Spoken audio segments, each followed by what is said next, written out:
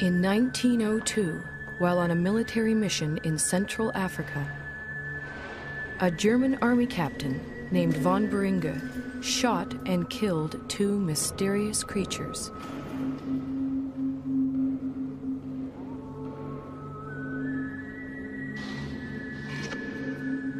He then sent the skull and bones of one of them back home to Germany.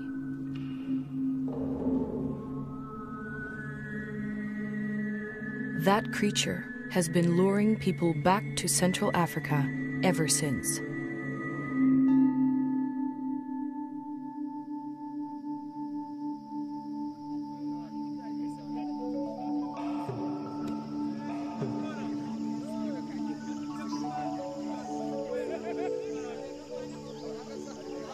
In 1921, American naturalist Carl Akeley made his way to the gorilla's ancestral home.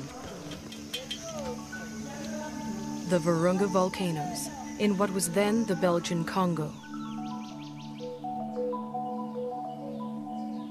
Akeley brought a movie camera to document his visit, and a little girl to help prove Africa wasn't such a dark continent.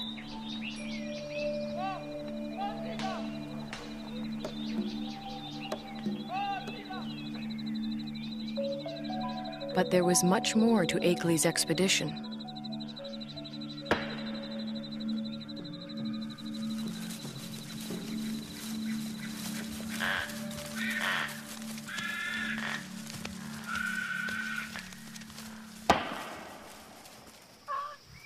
Akeley had come to collect mountain gorilla specimens for exhibit in New York.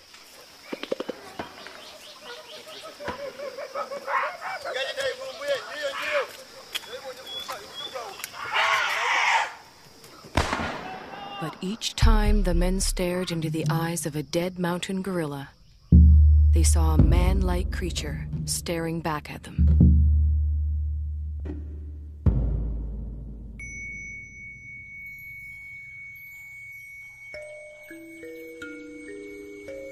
Akeley decided the killing must end. He urged Belgium's King Albert to make a permanent sanctuary of the gorilla's home.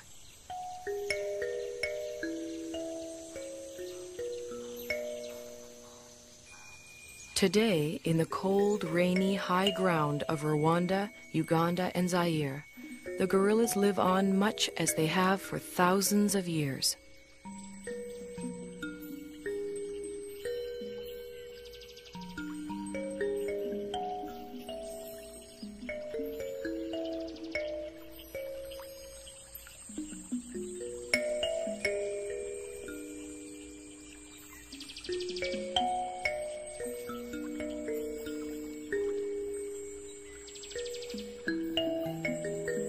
Only now their mountain home is tiny and isolated, pressed in on all sides by people and farmland.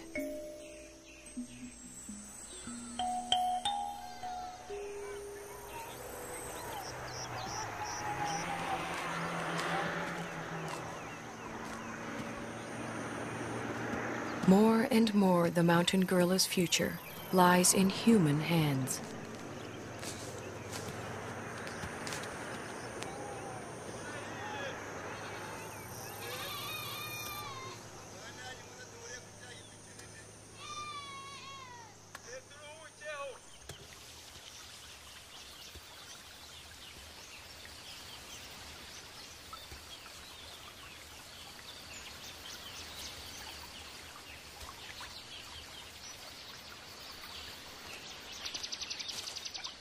American field biologist George Schaller was the first person to study mountain gorilla behavior.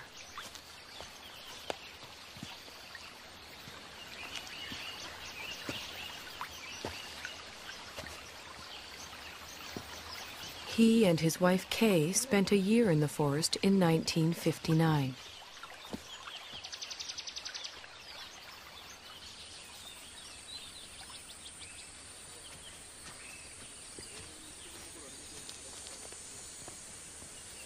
A number of other scientists have followed, among them current director of the Karasoke Research Center, Diane Doran. Hi. Hi. You made it. Good to see you. Hi. Hi, nice to see you. You made it just in time. The patrol's going out, and I was going out to see gorillas in Barabagwiza. Would you like to come along? Wonderful. Great. Okay. Tugende. Tendagwiza.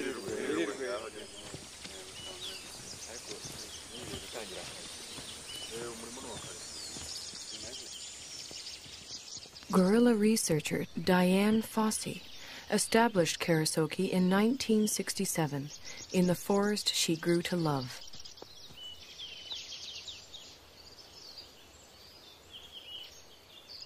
For Schaller, too, the forest became an enchanted place.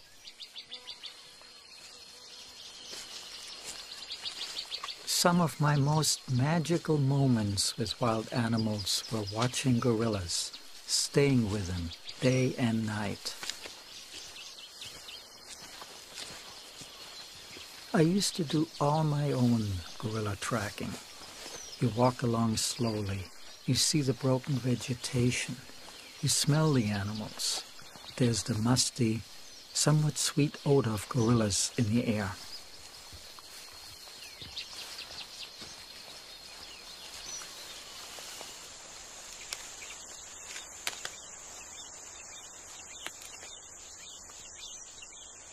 When you follow them hour after hour, you adapt to their rhythm of doing things.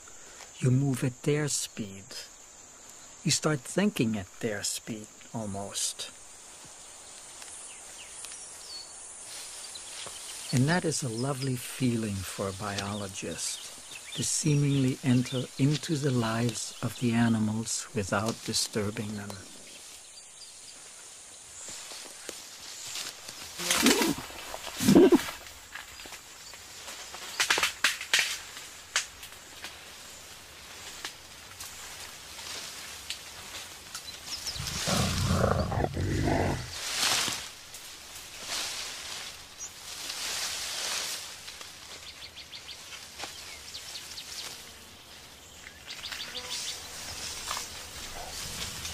When approaching the animals, scientists try not to be too quiet.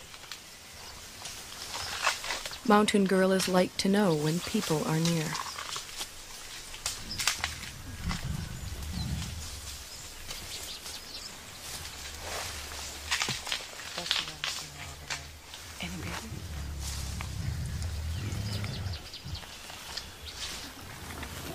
The mountain gorilla's day is spent feeding and resting. Feeding and resting, and feeding some more.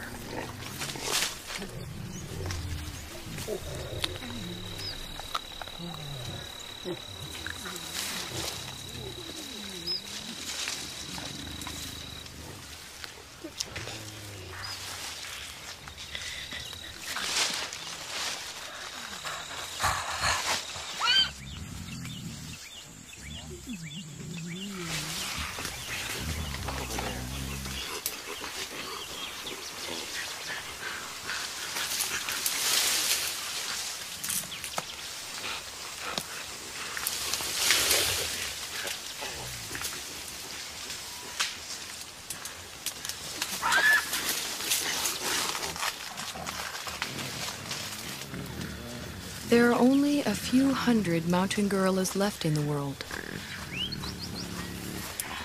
Most live as part of a family.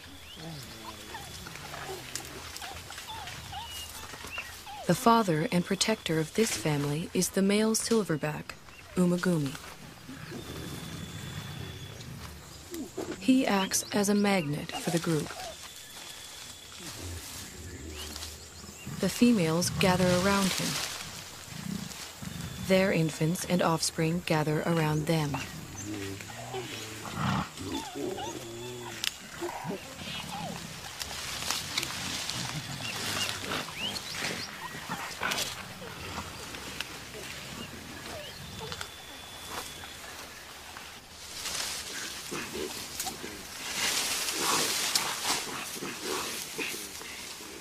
Mountain gorillas are social animals. The closeness begins in infancy. Rarely, if ever, does a mountain gorilla mother let her baby out of her sight.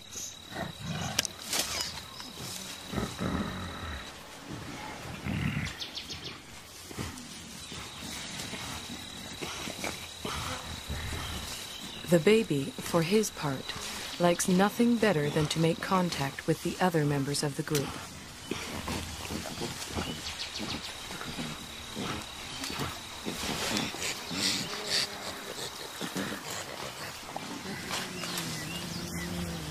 Even when they spread out to begin their daily search for food, the gorillas continue to communicate with one another.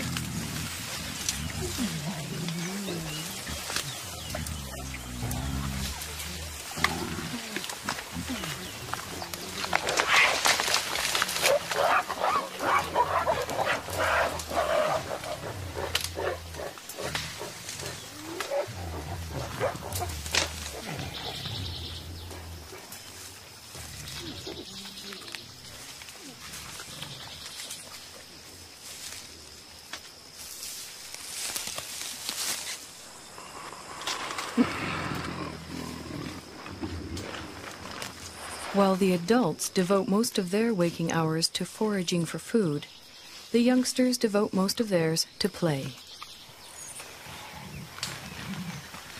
Park guards have named this 3-year-old Nzeli.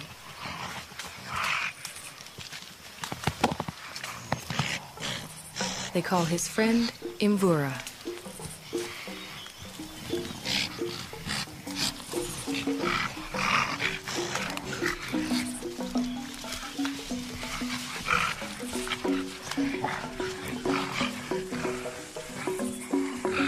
At 8 years, Karira is a bit of a bully. Washushwe is only 4.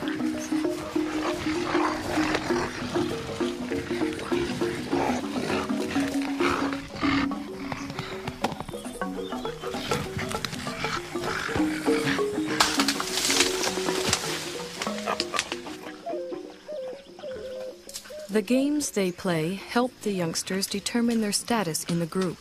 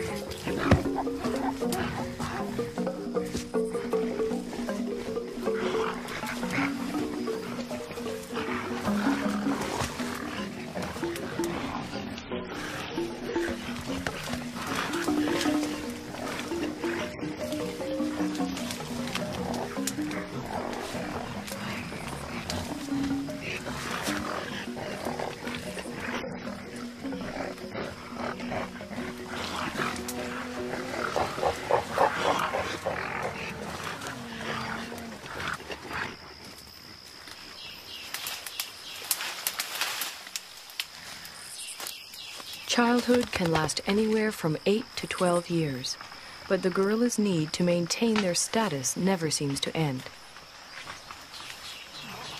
Any opportunity to reinforce the hierarchy is seized upon.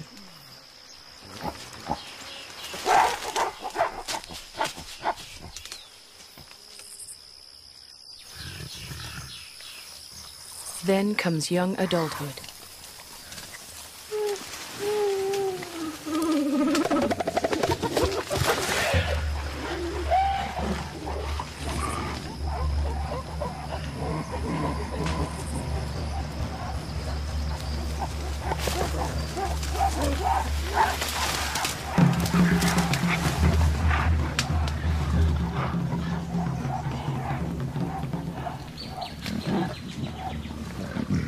At 13, Intwari has the beginnings of a silverback and his first real sense of the power that comes along with it. He also has a dedicated young male follower.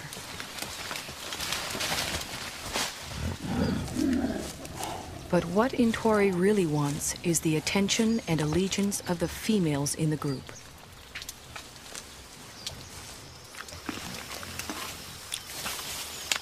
Umugumi doesn't seem too threatened by Intwari's advances towards the females. Well over 400 pounds, the dominant male silverback could easily discipline the younger one, or throw him out of the group altogether. For now, Umugumi seems content to focus on the local vegetation, of which he eats some 50 pounds a day.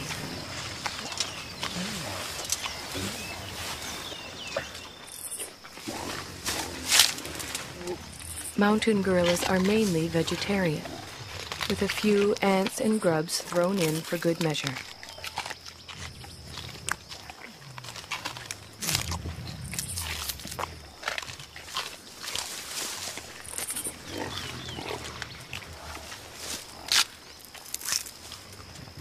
Their staple diet includes a bitter, stinging mixture of thistles, nettles, goosegrass, bamboo, and wild celery.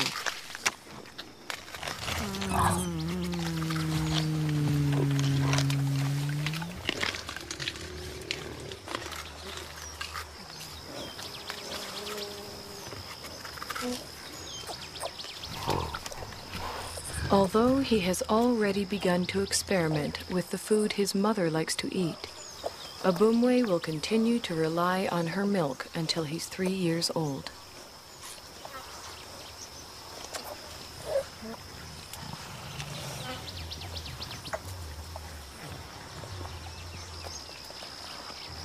By the time he's 4, Abumwe will be strong enough to forage on his own.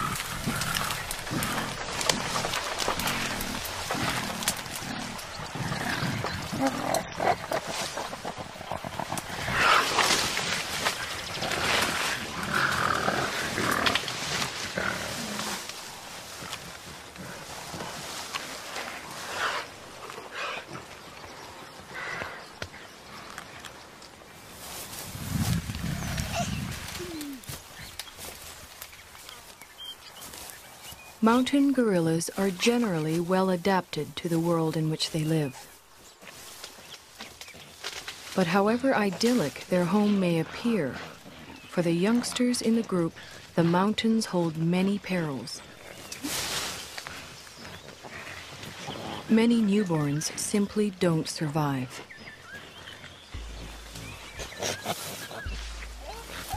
Mbele gave birth 2 days ago.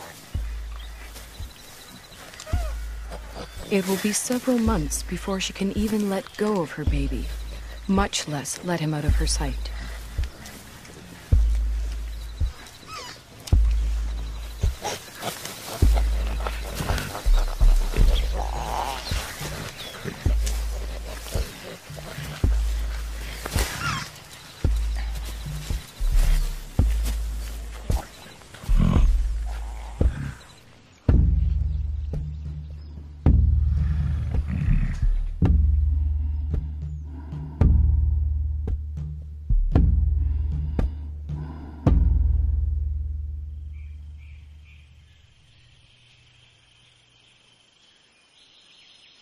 The mountain gorillas are more vulnerable than they know.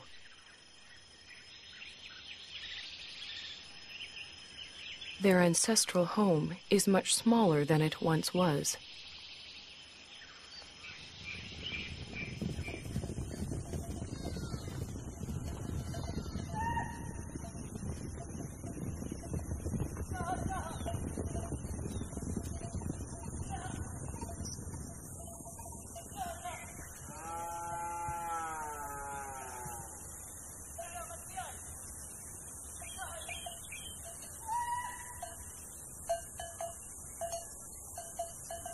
All around them, human activity is increasing.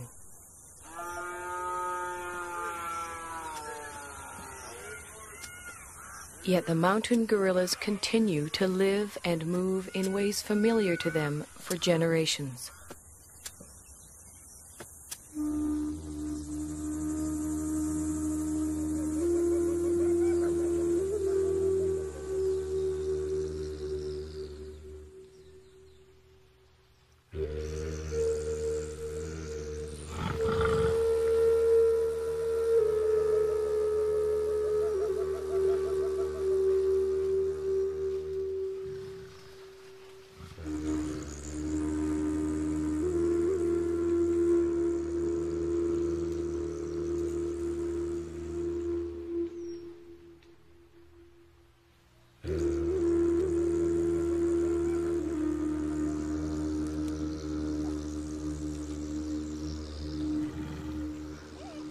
They do not distinguish between thistles and meadows that are inside the park and thistles and meadows that are outside it.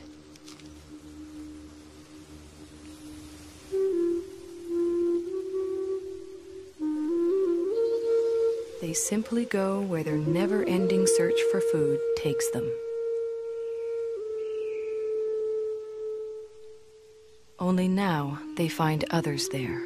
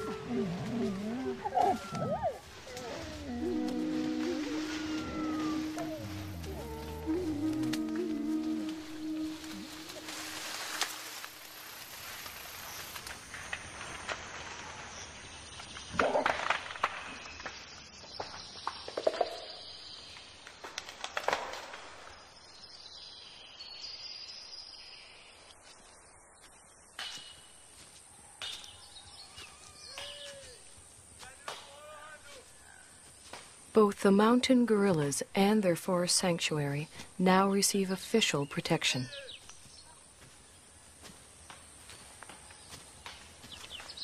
Park guards and anti-poaching patrols go to the forest every day.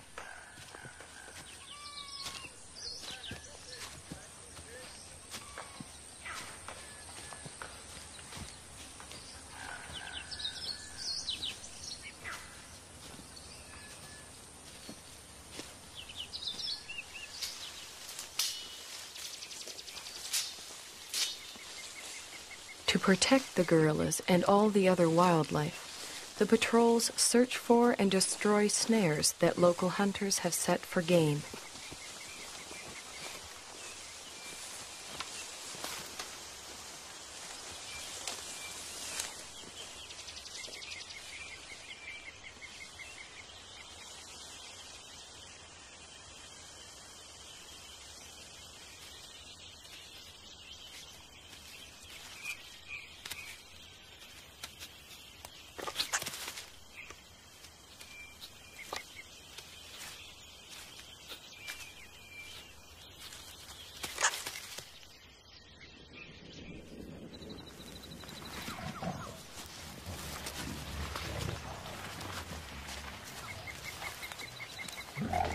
The guards search the forest, checking on the gorilla's whereabouts and welfare.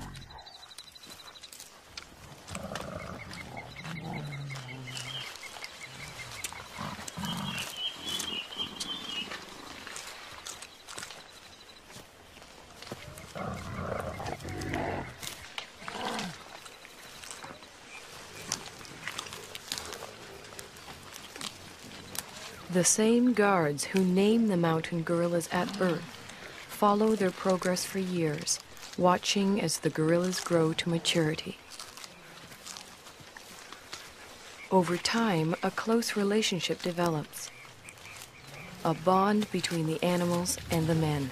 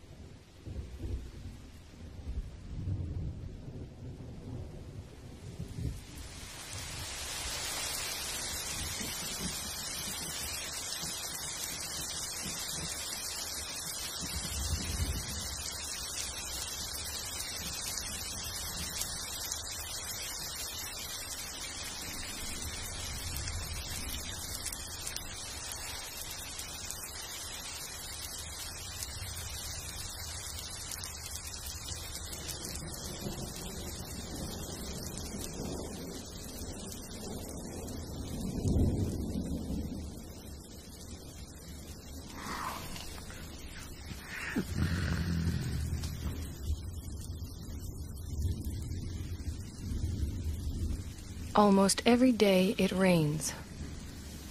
The mountain gorillas don't seem to like it. They don't seem to know what to do about it either, other than simply wait it out.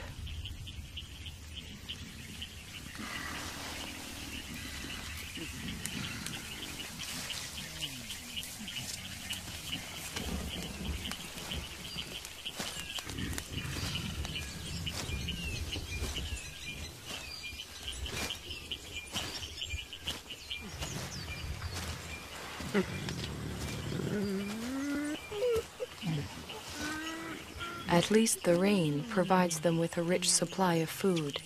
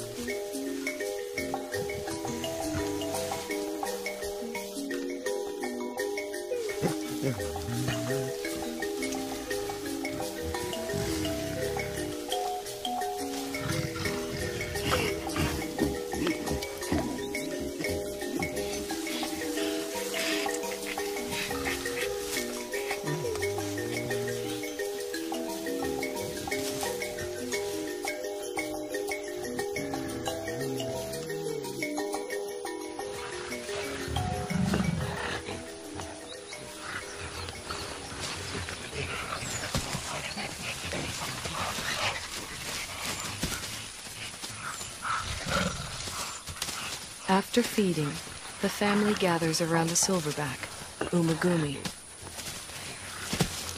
While the adults rest, the youngsters play.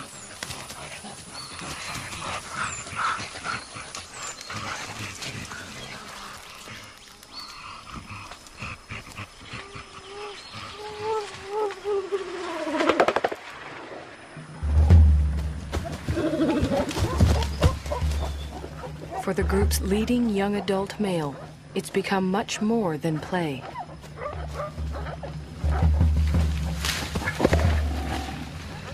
Left unchecked, Intwari's newfound strength could eventually tear the group apart.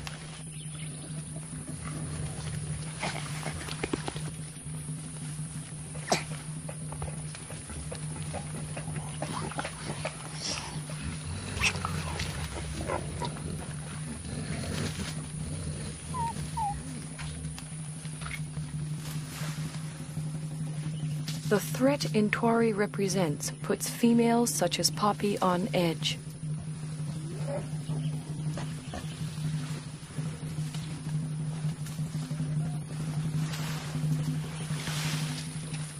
Determined to get some kind of reaction from the others, Intwari bites into an inedible plant and contemplates his next move.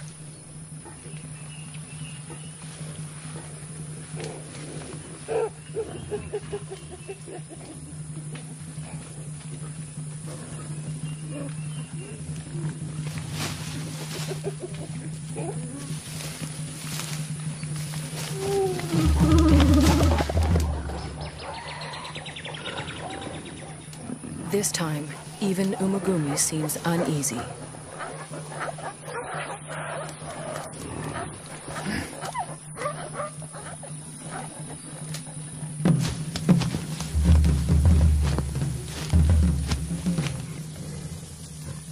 Intwari is presenting himself as their new leader, but the females don't see it that way.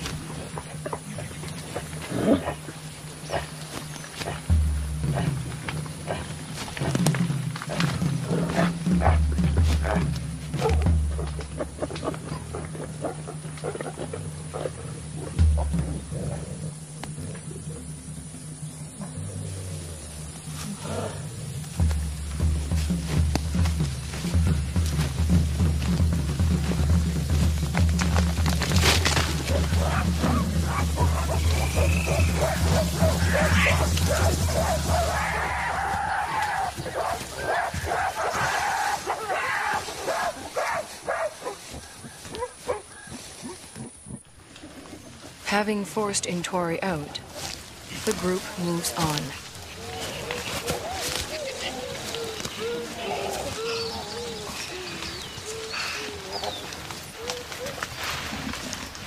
Before she joins them, Poppy, still vibrating with excess energy, vents it on the first young male she can find.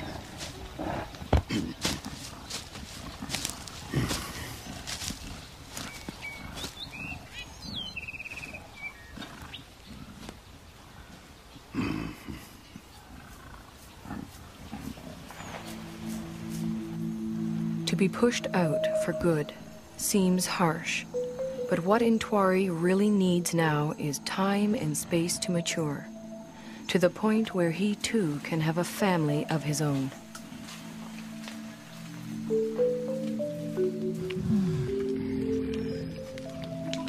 The next few years are critical for Intwari. They are also critical for all the other mountain gorillas.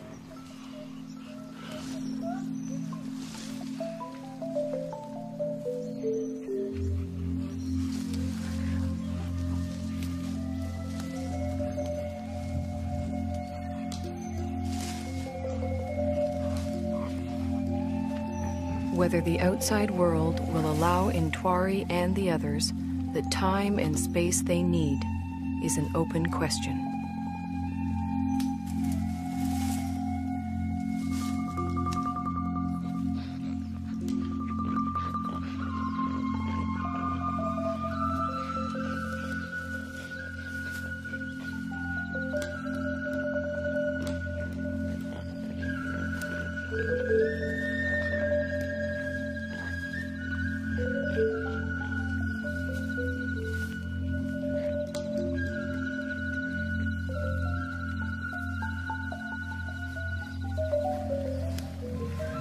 One thing is certain.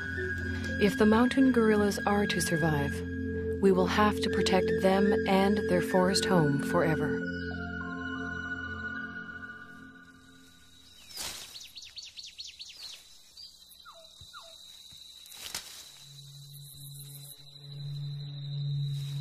If we ever turn our backs, they'll be gone.